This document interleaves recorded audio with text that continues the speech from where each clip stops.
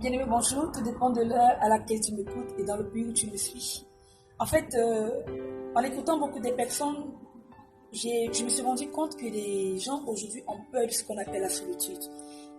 Et il y a des gens qui restent dans des relations toxiques, qui restent avec des personnes qui nuisent à leur avancement, que ce soit spirituel, que ce soit sentimental, que ce soit relationnel, parce qu'elles ont peur de se retrouver toutes seules.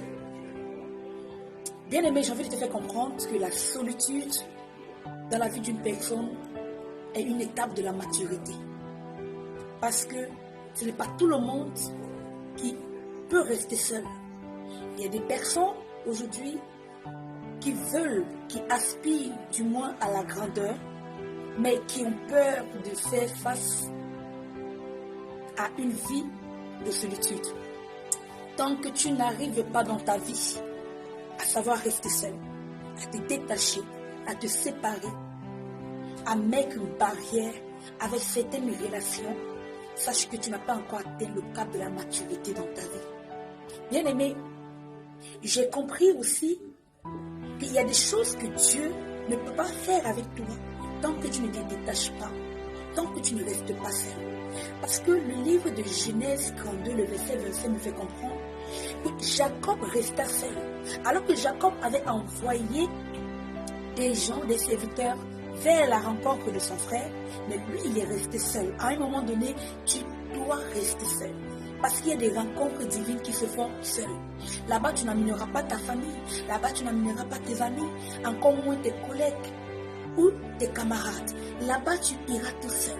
Il y a des rencontres que lorsque Dieu vient dans ta vie, Dieu est obligé de te trouver seul. Donc, tu dois systématiquement te séparer. Tu dois enlever les enfants, le mari, la femme. Tu dois aller là-bas tout seul. Parce que ce que le Seigneur est sur le point de te donner émane que tu puisses être mature. Et la maturité, c'est pour les personnes qui savent rester seules. La maturité, c'est pour les personnes qui savent faire la part des choses. À un moment, tu es très entouré. Tu es trop entouré des gens. À un moment, éloigne-toi. Parce que même lorsque tu veux prier, les Écritures te recommandent que entre dans ton champ. Ferme la porte derrière toi. Parce que ton Père qui est dans le ciel se lève et écoute ta prière.